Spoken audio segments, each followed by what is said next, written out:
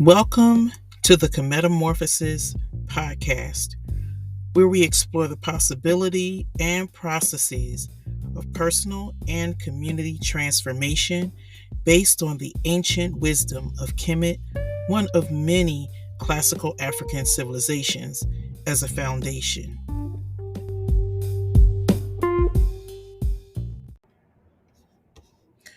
Thank you for tuning in to this special episode. Today is Tuesday, February 20th, 2024, and in Colombia, the Kemetic Institute for Health and Human Development is celebrating its annual Listervelt Middleton lecture series. Listervelt Middleton was a journalist, a poet, a television producer. He began his formal broadcasting career as a news director and later worked with the South Carolina Educational Television Network. He is best known for his role as host, producer, and journalist for the award winning program For the People, which served as a platform for discussions on African and African American history. Listervelt Middleton made significant contributions to the understanding of African heritage and the unity of all people through his work in journalism, television production, and poetry. And many people accepted the invitation to sit and talk with him. Today, we asked Baba Derrick to walk us through some of his memories of his friend, Listervelt Middleton. Thank you for tuning into this special episode. I started thinking about the things that I have under the libation series, and I was wondering if maybe today you could share a story or some remembrances of Listervelt Middleton. Okay. Listervelt Middleton.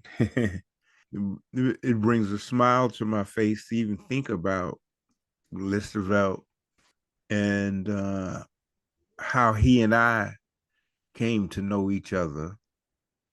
I was a member of one of the local Pentecostal churches here, in which one of my uncles was a deacon, and one of my uncles and his brother was the pastor.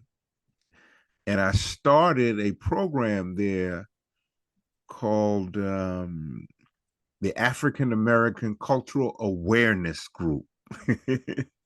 This has to be 1985. And it started with Egypt. But I knew so very little about Egypt.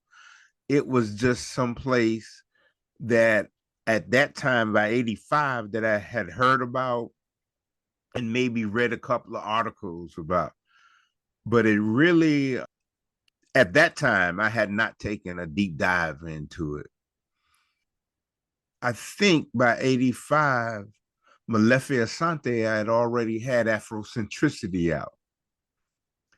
And I think that was the impetus to looking at Egypt as the foundation.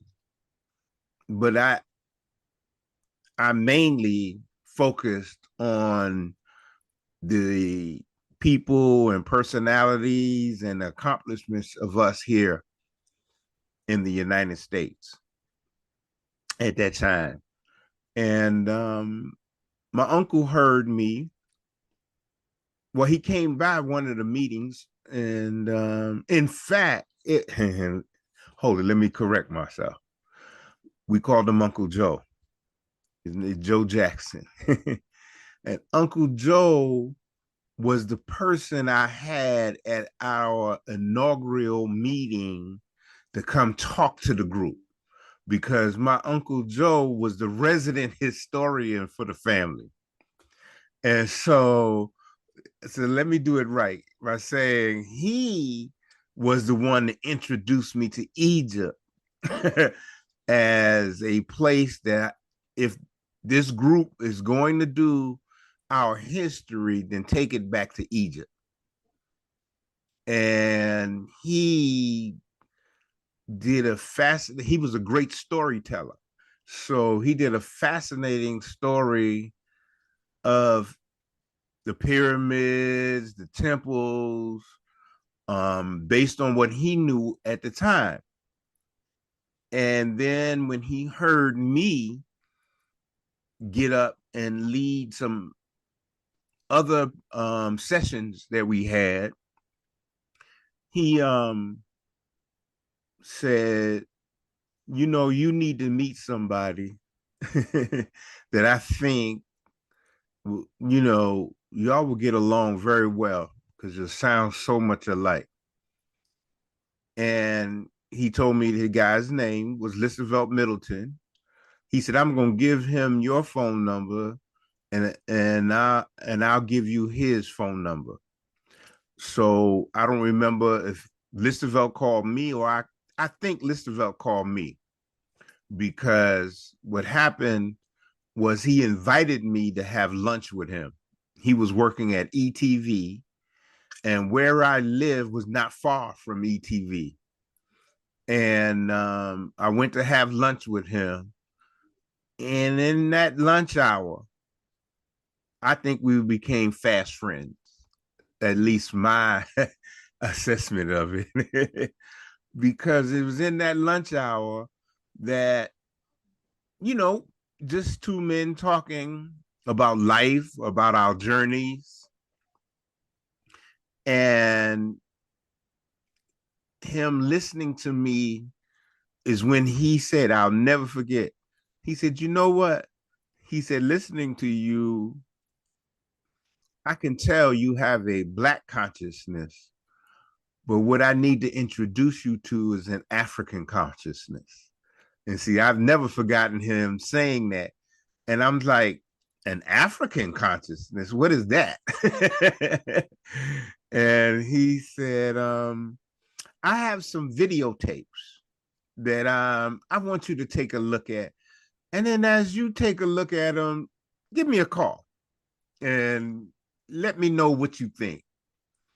Well, I didn't know anything about Listervelt prior to that meeting. I didn't know about his program For the People that was on ETV. And then by 80, when I meet Listervelt, this has got to be about 86, right?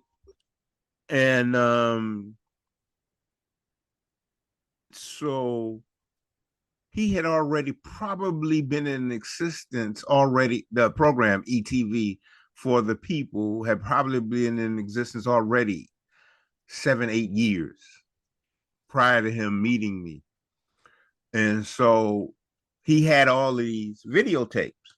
And in those days, you either had beta or VHS. I happen to have beta. So he gave me my tapes in beta. Later on, I would get some VHS tapes, but I got the tapes in beta, and I was looking at some of those tapes, ran into a session that Dr. Dr. Ben, Dr. Yosef Ben Yekinen had done here in Columbia at a school here in Columbia. And some of the things that he was saying about Christianity so intrigued me that I said, I got to find this guy. I need to talk to him. Because Dr. Ben, as you already know, was very profound in his way of speaking about not just our history, but our religious history. And there would become a time when Listervelt had a gathering, small gathering of about 7 of us to meet Dr. Ben. So I was real excited about that. And he invited Bishop Jackson, who was the head of the church here that I was a member of, and his son, who was my cousin, Roderick.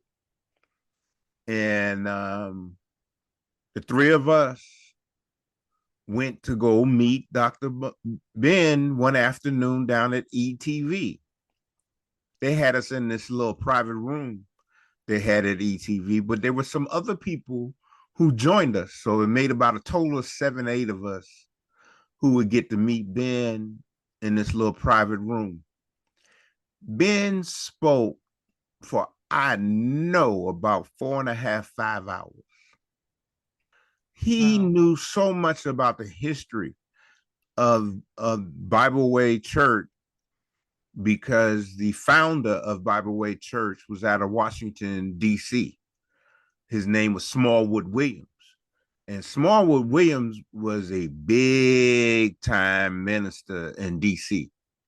In fact, if you go to D.C., the Bible Way Church had its own apartment building called the Golden Rule. The church itself filled a city block. And Bishop Smallwood Williams, was very political in the way that he saw his church. And the political, what I mean is in his outreach and in the people in the political realm who knew him. His ministry was always about taking care of his people, taking care of Black people. So you could go to the Bible Way in Washington, D.C., and they'd have all kind of services from you, from legal services to financial services. I mean, and they had what was a 10-story, 11-story apartment building called the Golden Rule. And they were the first ministry that I've ever seen that is what I call a full service ministry. And all the things that you could get done, and you didn't have to be a member of Bible Way. And so Bishop Smallwood Williams, that's another history all in of itself, who he was and how he came to be able to do what he did in this month. By the time Dr. Ben finished that evening, there was no way, as the expression goes, genie was out the bottle. And there was no way the genie could go back in. I continued to go to services after that, but it was like I was there, but I wasn't. I was there, but I wasn't hearing it because Ben has so invaded my spirits by then that I was asking too many questions. My curiosity was starting to go beyond the church. And there were certain answers I was seeking that the church couldn't answer. And I'll never forget Bishop Jackson, and he said this 1,000 Sundays, but I've heard him on this particular Sunday when he said in his hooping, he said, he said, on that great getting up morning, I can't ask my mama to stand in for me, my daddy to stand in for me. I cannot ask the mothers of the church to stand in for me. I'm going to have to be accountable for my own decisions. Now, if you knew anything about Bishop Jackson, he said that almost every Sunday. Maybe not quite, but it seemed like he always said that. But on this particular Sunday, I really heard him. It was like my spirit heard him. And it said, and I said to myself, he is absolutely right. That if I'm going to have to be accountable for my own actions and decisions, then I need to make my own decisions. So it's time for me to go. And that was when I left. Listervelt and I would become very good friends. The kind of person, when Listervelt was writing his poetry, he would call me sometimes on Sundays because I had stopped going to church at that point and just run it by you while he's in the creating imaginative phase of the poetry. And when you hear it, you say, God, that's good, Listervelt. That's great. And he would say, nah, it's not quite there yet. And I'm like, really? I'm like, okay. But what I heard, I thought was good. Now, I found out later I wasn't the only one he called on those Sunday mornings. There were other people that he felt close to here in Columbia that he would call and do the same thing and see what they say as he's crafting these ideas and thoughts.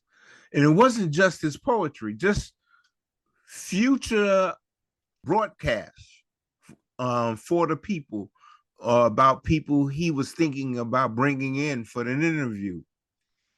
And so, what really endured Listervelt to me and his wife was Listervelt was building his own house himself, really, literally building his own house. And Listervelt and I was having lunch one day together while he was down at ETV. And he said, you know, I'm ready to put the walls up in the house. I'm going to put sheetrock up. And so I said, yeah, well, do you think you need some help putting that sheetrock up? And, you know, casually he said to me, what do you know about putting sheetrock up? I said, I don't know a thing about putting sheetrock up, but if you direct me, you know, I'll know, I'll help you out. He said, you'll really come to help me? And I said, yeah, I'll come and help you. And he said, and he laughed about it. I said, well, when do you want me to come? So he gave me a day and a date for me to come. The truth of the matter was, he never believed I was going to show up. In fact, when I showed up, Listervelt had just got out of bed. I'm knocking, and he said, Ernestine, that boy really showed up. He said, you know what? We're not going to put no sheetrock up. I was just testing to see how you would respond to it because I didn't believe that you would come and show up. I'm not going to even put the sheetrock up. I'm going to get guys who know what they're doing to put the sheetrock up. And he said, he turned to Ernestine. He said, Ernestine, you got to fix something. Feed that boy because he done really impressed me by him showing up. And I think from that day on, I felt like we had a close bonding relationship with each other right up until he became ill. And I'll never forget going to the hospital to relieve his wife, Ernestine. I came by the hospital and said, Ernestine, go do whatever you want to do. I got this, you know, and sat with him. And we just started talking like we normally did when we were having lunch. And there was some profound things he would say to me on that occasion. One of the most profound things he said to me, and I've seen it bear out. I was not a priest at the time, so he didn't call me Baba. He just called me Derrick.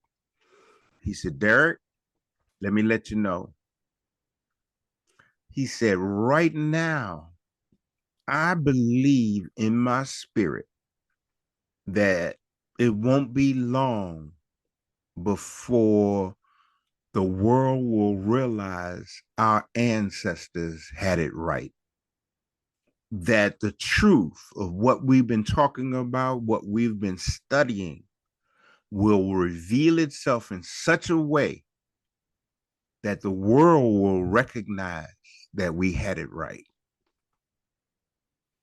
And man, and it struck me so profoundly because I could see he was sitting on the side of the bed. The chemotherapy, if you've ever been around people who have had chemo, there's a lot of what I'll say is the stomach area is never settled. And so he's constantly trying to avoid regurgitating anything he had eaten that day and brushing his teeth to keep his mouth clean. But the way he sat on his bed, Dr. Adams, gave me the impression this wasn't coming from a man who was thinking from his mind. It gave me the impression here's a man speaking from his spirit. And profoundly, from that day, he's been right. The second thing he said to me that I heard him, but I really appreciate it now because we got to talking and Listervelt was, woo, he was talking about so many things on that day. But this profound moment came when he said to me, because by that time I was an avid book reader and I was telling him the things I was reading. And he said, there are days I turn off the television, don't pick up a book, and I just sit and think and feel.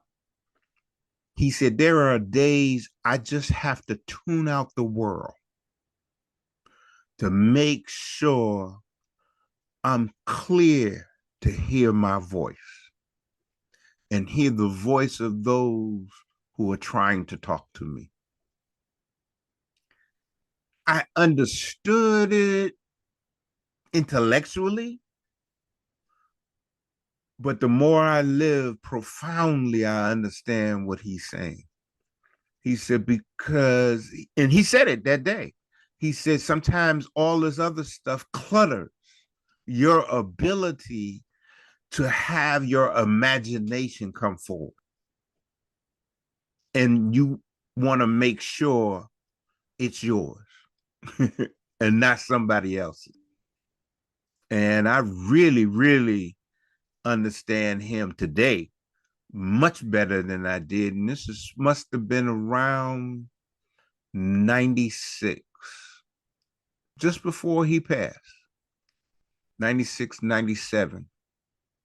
What was the difference in your ages? I would say I'm thinking about 5 years, 5 to 6 years. Because, now that you ask me that, it never came up. It never came up in any of our conversations about his age or my age. And I guess that comes from me being the person that always hung around people older than me. Even growing up in my teenage years, I was the youngest guy. And so I was used to being around people older than me. And so age didn't come up. And I would guess a lot of people who didn't know my age were, and I can honestly say they were surprised when they found out how much younger I was than they were. And you know how they used to say, oh, you're an old soul, right? I said, I don't know if it's an old soul or a great listener to people older than me and what they had to say and use it as a way of living. And so when I had a chance to see Ernestine at the movie theaters of all places, that was great. That was great because I hadn't seen her in a while. So, what was it like And I absolutely love that story about Dr. Ben. And so to have Listervelt Middleton pull you in to that small gathering, what was it like to then know his program was on and to also be able to spend time with him? Because there are lots of people that saw his show, but you had the chance to really interact with him directly. There's something we like to say in our community. He was good people, just a really nice guy, gentle spirit, big like I was, like I am. So he used to say, us big guys have to stick together. And he had this hearty laugh when he laughed, and love. Did I say love? That man loved himself some black people, loved himself some black women, not in some, perverse way, but in that kind of love for his people because he understood who we are on another level as people. And that love showed in everything he touched or did when you didn't see him on camera. The way he greeted people, the way people greeted him, and he treated them as if everybody was just people. I had a chance to go to his hometown, that area of South Carolina. It's not Pine Wood, it's Pineville. And to meet his sister and brother, his relatives, they were all just like Listervelt, very friendly, very open, very warm and embracing, and treated me just like I was a family member, that they were meeting for the first time. You could see where he got his talent from and why. You ever notice when he does an interview how comfortable the author is sitting in the room with him, and they get so relaxed they forget sometimes what they're saying to him. But he had that way about him, a term I can use and honestly say it fits him, a gentle giant. And it showed when Nana Joe Benton, my crew, Bernie and I and a group of people got together to do a program in honor of Listervelt. The number of people who showed up and didn't charge a thing was testament to the relationship he had with these authors.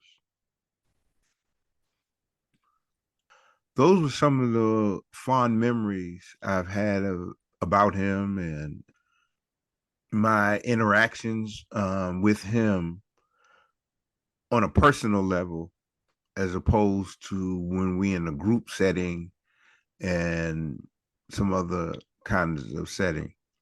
We did a lot of talking to each other, what you call off camera, by telephone or lunch or dinner, whenever we had that time to spend with each other, just to kick it around. And then Listervelt would sometimes invite us to his house, Dr. Gorman, myself, Marge Hammock, and he would create the space for us to have an argument.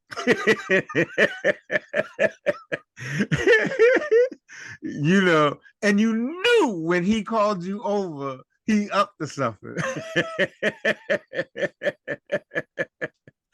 But it was all in fun because he was trying to stretch us to see if we really believe what we say we believe, or were you just faking it? Because then, right, he would listen like a great interviewer he was. And if he catch something in something you said, he'd make you follow that up. Well, you just said about 10 minutes ago that dot, and you might have went on past that, right? And he'll bring you right on back. And you know, Bernie, Dr. Gallman, has never had a debate he didn't like. So he knows. So Listervelt knew he could get him. He couldn't get anybody else. I want to double back to the story about the house that he was building. What happened with that? As far as I know, his wife still lives there. When it was completed, it was a beautiful structure with a beautiful view of the lake outside his backyard, where you could sit outside just looking at that lake and for hours, just allowing your imagination to run wild. And the many rooms that they had in it, he had special rooms created for when he had company or when he was what I would call his thinking room, very spacious and warm and accommodating and feeling like a safe space for people to come to think and to just converse. In fact, there's a picture of Dr. Asa Hilliard, Dr. Marimba Ani, Dr. Gallman and myself, and I think Jerome right outside the house. And this is after we had came back from the transition ceremony and we were back at the house. It's one of the few times in life you'll ever see me in a picture with a tie on. Don't ask me where that picture is, but I see it in my mind, you know. And just remembering, you know, him in that moment and them in that moment of sitting there and being able to have those kind of conversations. Or for me, listening, because I considered myself the young kid sitting there absorbing all of this wisdom being talked back and forth and just anxious to hear what they had to say and thinking about what they had to say. So those are some of the fond memories I had about being at that house, being there with his family. And even before then, when they lived in town, it was the same situation. I mean, let's just say moving from where he lived in town to the house he built about 25 miles away, the only difference was space. He had more space to do the things he loved doing. Exchanging of ideas and all of that never changed. Well, as we prepare for, this annual convening, I want to thank you for walking through some of your memories of him. It really does, bring him front and center. And we know that this is the way in which we keep people's energy powerful. I just felt like it was a good thing for us to do today. So thank you so much for sharing those memories. And I want to thank you for asking me to walk through those memories of Listervelt. He was somebody that not only touched me in the mental sense of that word and intellectually, but spiritually. Somebody who I had a chance to hug, to be with, right to the end, to sit with him right at the end. And to this very day, his wife has always been appreciative of me sitting with him through those trying times. And I didn't see it as a burden or a job or anything like that. That was my buddy, you know?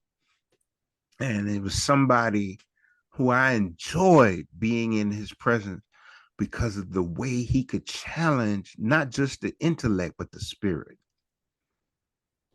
And things he said and did, he would make you reach down into that place and bring that forward. And I said, if I ever learn how to do anything, that's what I wanted to be able to do.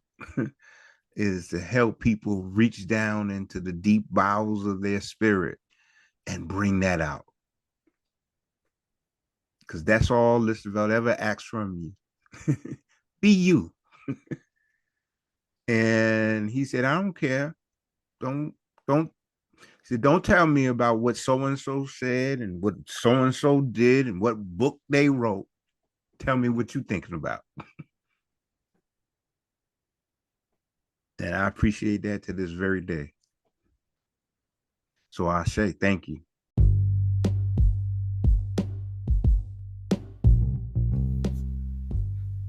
This is a journey to document and preserve more than 2 decades of work. We invite you to like and subscribe to receive notifications for future episodes. Thank you for listening.